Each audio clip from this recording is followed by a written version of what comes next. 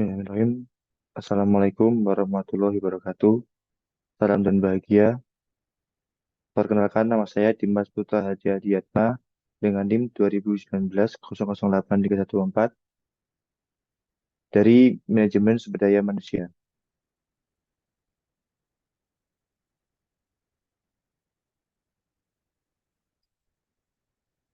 Di sini saya akan mempresentasikan hasil skripsi saya yang berjudul Pengaruh Komitmen Organisasional, Kepemimpinan Transformasional, dan Motivasi Kerja terhadap Turnover Intention pada karyawan PT Java Globus Perdana di Kabupaten Sleman. Skripsi saya ini dibimbing oleh dua dosen pembimbing, yang pertama Dr. Prayekti MSI, dan yang kedua Dr. Kusuma Chandra Kirana, SPD dan MM. Langsung saja masuk pada slide yang pertama. Di sini kita akan membahas mengenai bab 1, bab 2, bab 3, bab 4, dan bab 5. Nah, memasuki bab 1, yang pertama yaitu mengenai latar belakang masalah. Pada era bisnis yang semakin berkembang dan bersaing ini, pergantian karyawan merupakan masalah yang penting bagi perusahaan dan karyawan. Jika dilihat dari sudut pandang perusahaan, pergantian karyawan dapat memberikan sebuah gambaran tentang biaya yang tidak sedikit yang menyangkut nilai perekrutan, biaya pelatihan, dan biaya yang telah dikeluarkan untuk mengatasi pergantian karyawan tersebut, serta biaya tidak langsung, melainkan seperti kehilangan karyawan yang telah memahami berbagai jenis pekerjaan dalam industri di perusahaan. Jika seorang karyawan memiliki kecenderungan atau niat untuk bekerja dan secara sadar mencari pekerjaan di perusahaan lain, hal ini disebut dengan namanya turnover. Matis pada tahun 2004 menyatakan bahwa turnover itu dibagi menjadi dua kategori. Yang pertama ada turnover secara tidak sukarela yang disebabkan oleh kebijakan, peraturan kerja, dan standar kinerja yang tidak dipenuhi oleh karyawan. Dan yang kedua adalah turnover secara sukarela. Nah, turnover ini dapat disebabkan oleh berbagai alasan, seperti peluang karir, peluang gaji, pengawasan, lokasi geografis, dan alasan pribadi atau keluarga. Nah, masih dalam bab 1, yaitu adalah rumusan masalah. Di sini ada 3 rumusan masalah yang saya dapatkan. Yang pertama adalah apakah terdapat pengaruh yang signifikan dari komitmen organisasional terhadap turnover intention pada karyawan. Yang kedua, apakah kepemimpinan transformasional berpengaruh terhadap turnover intention pada karyawan. Dan yang terakhir adalah apakah motivasi kerja berpengaruh terhadap turnover intention pada karyawan. Masih dalam bab 1, yaitu adalah pada subjudul tujuan penelitian. Tujuan penelitian pada skripsi saya ini adalah untuk mengetahui dan menganalisis pengaruh antara komitmen organisasional terhadap turnover intention karyawan. Yang kedua, untuk mengetahui dan menganalisis pengaruh antara kepemimpinan transformasional terhadap turnover intention karyawan. Dan yang ketiga, untuk mengetahui dan menganalisis pengaruh antara motivasi kerja terhadap turnover intention pada karyawan. Selanjutnya, membahas bab 2 dengan subjudul landasan teori. Yang pertama ada komitmen organisasional.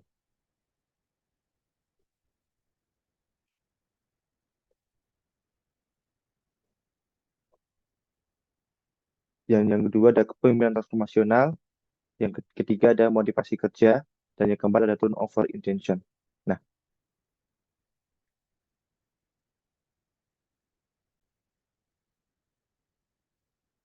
selanjutnya masuk ke bab 2 yaitu penelitian terdahulu.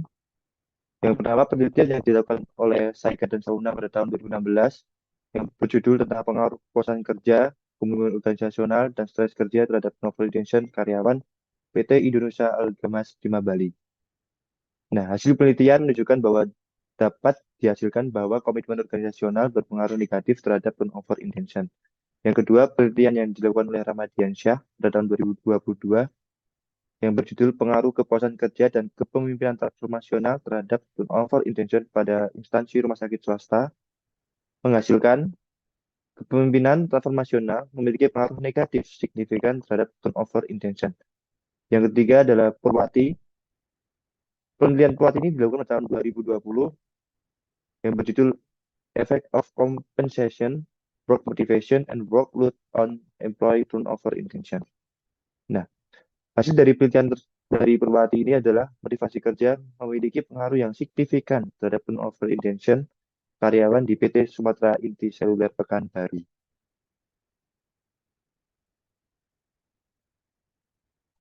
Selanjutnya bab 2 yaitu kerangka pikir dan hipotesis.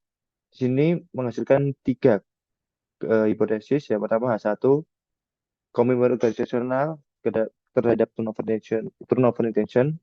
Yang kedua, kepemimpinan transformasional terhadap turnover intention juga. Yang ketiga, motivasi kerja terhadap turnover intention juga. Nah, selanjutnya masuk di bab 3 yaitu metode penelitian. Yang pertama adalah sifat penelitian. Penelitian ini menggunakan metode deskriptif kuantitatif yang bersumber datanya yaitu data primer yang diperoleh dari penyebaran kuesioner secara online dengan menyebarkan kepada karyawan melalui Google Form. Yang ketiga, sampel. Nah, sampel di sini dalam penelitian ini adalah 54 karyawan di Java Golfers perdana. Terus teknik dalam pengambilan sampel yaitu menggunakan teknik pengambilan non-probability sampling, yaitu dengan jenis teknik pengambilan sampel jenuh. Dan yang terakhir adalah populasi. Populasinya adalah populasi yang bekerja di PT Java Golfers perdana. Selanjutnya memasuki bab 4, yaitu hasil dan bahasan. Bisa dilihat dari tabel eh, dari yang pertama yaitu adalah KU komitmen organisasi. Ini menunjukkan semua eh, indikator dari komitmen organisasi menunjukkan valid sehingga dapat disebutkan bahwa uji validitas komitmen organisasional adalah valid. Yang kedua adalah yang bawah dari KO itu adalah KT. KT menunjukkan bahwa uji validitas kepemimpinan transformasional menunjukkan keterangan yang valid. Bisa dilihat pada tabel di sebelah kiri bawah. Dan yang sebelah kanan atas yaitu adalah tabel mengenai uji validitas motivasi kerja. Di sini menunjukkan keterangan bahwa semuanya valid sehingga dapat disebutkan bahwa uji validitas motivasi kerja adalah valid. Dan yang paling kanan bawah yaitu adalah tabel indikator turnover yang menunjukkan bahwa uji validitas dari turnover intention menunjukkan valid. Bisa dilihat semuanya valid. Masih dalam bab 4, yaitu uji instrumen atau uji reliabilitas. Variabel komitmen organisasi menghasilkan batch alfanya 0,700. Sehingga dalam keterangan bisa disebut dengan reliable. Yang kedua, variabel kepemimpinan transformasional menunjukkan batch alfanya 0,912. Dalam keterangan reliable juga, variabel motivasi kerja batch alfanya 0,789 dan menghasilkan keterangan reliable. Dan terakhir adalah variabel turnover intention, converge alfanya 0,958, sehingga dalam keterangan reliable juga. Nah, masih dalam bab 4, yaitu adalah uji asumsi klasik. Ada 3 uji asumsi klasik. Yang pertama ada uji normalitas, uji multikolinearitas, dan uji heteroskedastisitas. Nah, yang pertama tadi, uji normalitas. Data terdistribusi normal apabila nilai signifikansi lebih besar dari 0,05. Dengan dalam uji multikolinearitas, itu data dinyatakan bebas multikolinearitas apabila nilai variance inflation factor atau VIF lebih kecil dari 5. Yang terakhir, uji heteroskedastisitas, data dinyatakan tidak terjadi heteros apabila nilai signifikansi lebih besar dari 0,05. Nah, sesuai dengan penjelasan bab 4 tadi, yang pertama kita bahas tentang uji normalitas. Data yang dihasilkan sesuai gambar yang sudah saya tampilkan ini, pada slide itu menunjukkan bahwa ada normal p-plot of regression standard residual menggambarkan pola seperti itu. Terus yang sebelah kanan itu adalah tabel one sample Kolmogorov-Smirnov test. Nah, berdasarkan tabel tersebut menunjukkan bahwa nilai-nilai asimsik atau two-tailed sebesar 0,600. Nah, hal tersebut menunjukkan bahwa nilai probabilitas dari one sample Kolmogorov-Smirnov lebih besar dari 0,05 sehingga data dapat disimpulkan bahwa data tersebut terdistribusi normal. Selanjutnya adalah uji multikolinearitas. Bisa dilihat tabel yang sudah saya tampilkan. Nah, dilihat dari VIF-nya, berdasarkan tabel tersebut menunjukkan bahwa variabel bebas memiliki nilai VIF kurang dari 10 dan nilai tolerance lebih dari 0,10. Nah, sehingga model regresi data tidak terjadi multikolinearitas dan model regresi dapat digunakan. Bisa dilihat dari tabel di bagian sebelah kanan pojok. Nah, sekarang uji yang terakhir yaitu adalah uji heteroskedastisitas. Di sini ada dua tabel. Yang pertama, uji heteros itu di sini saya menggunakan dua uji. Yang pertama, uji geser dan uji wet. Nanti akan saya jelaskan kenapa saya menggunakan dua uji. Yang pertama adalah uji geser heteroskedastisitas menunjukkan angka sigma-nya 000, 0,193, 0,435, dan 0000 di tiap variabel. Nah, bisa dilihat dari uji geser sesuai dengan pengertian uji heteroskedastisitas, yaitu bahwa data dinyatakan lolos tidak terjadi heteroskedastisitas apabila nilai signifikansi lebih dari 0,05. Nah, sehingga bisa dilihat dalam melalui uji geser hanya ada dua variabel yang lolos, yang tidak terjadi heteroskedastisitas, sedangkan modifikasi kerja terjadi heteros. Maka saya menggunakan uji wet.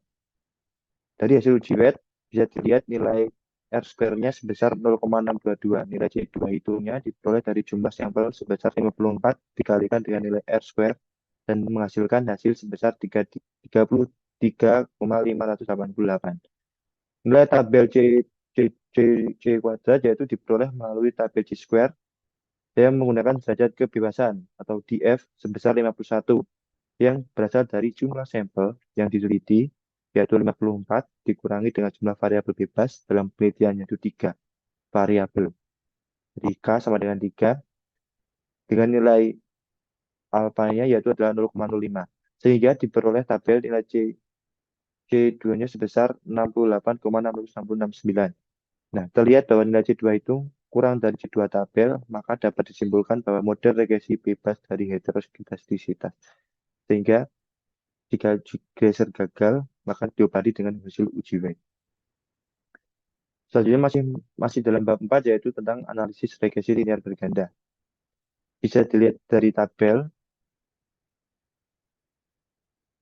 dalam model analisis regresi dilakukan analisis uji T dan akan menunjukkan koefisien B untuk masing-masing variabelnya. Dapat diketahui bahwa nilai koefisien dari konstanta sudah sebesar 40,683 bisa dilihat dalam tabel dan koefisien dari komplement organisasi 0,5033. Koefisien dari kepemimpinan transformasional adalah 0,488 dan koefisien motivasi kerja sebesar minus 0,974.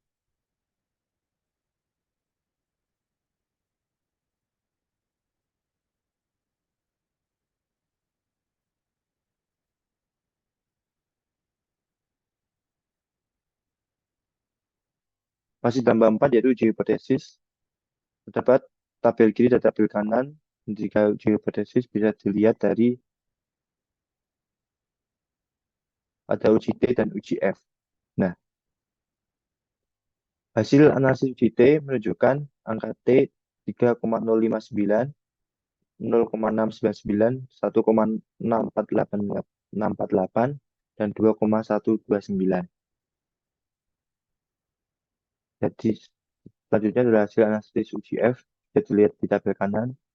Tabel ANOVA, UGF-nya menghasilkan 15,132. Masih dengan bab 4 yaitu koefisien determinasi. Bisa dilihat pada tabel nilai R square pada variabel independen komitmen organisasi, kepemimpinan transformasional, dan motivasi kerja sebesar 0,108 atau 10,8%. Berarti bahwa dapat berpengaruh sebesar 0,108 atau 10,8% terhadap turnover intention. Nah, selanjutnya adalah bab 5 yang bab terakhir yaitu kesimpulan dan saran.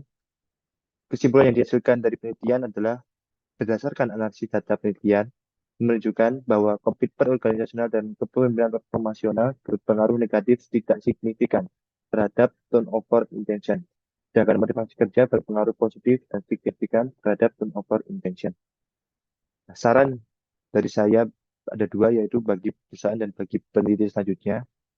Bagi perusahaan, perusahaan sebaiknya memperhatikan kesehatan serta keselamatan karyawannya, mewujudkan keadilan serta transparansi, dan memberikan kestabilan serta kenyamanan dalam menjalankan semua pekerjaan, agar karyawan merasa aman dalam waktu jangka panjang. Hal tersebut diharapkan akan memotivasi karyawan supaya terhindar dari adanya turnover intention. Bagi peneliti selanjutnya, saran saya adalah dengan adanya penelitian yang telah saya lakukan ini, diharapkan bisa menjadi referensi atau rujukan para peneliti lainnya dalam menyikapi persoalan mengenai turnover intention. Peneliti berikutnya disarankan dapat menggunakan atau menambahkan variabel lain yang terkait serta memperluas wilayah penelitian dan atau menambah sampel yang digunakan sehingga dapat memberikan gambaran yang lebih luas lagi mengenai persoalan turnover intention. Ya, itu saja yang dapat saya sampaikan mengenai presentasi PowerPoint saya. Apabila ada salah kata yang saya ucapkan dari lubuk hati yang paling dalam, saya mengucapkan mohon maaf yang sebesar-besarnya. Terima kasih. Akhirul salam. Wassalamualaikum warahmatullahi wabarakatuh.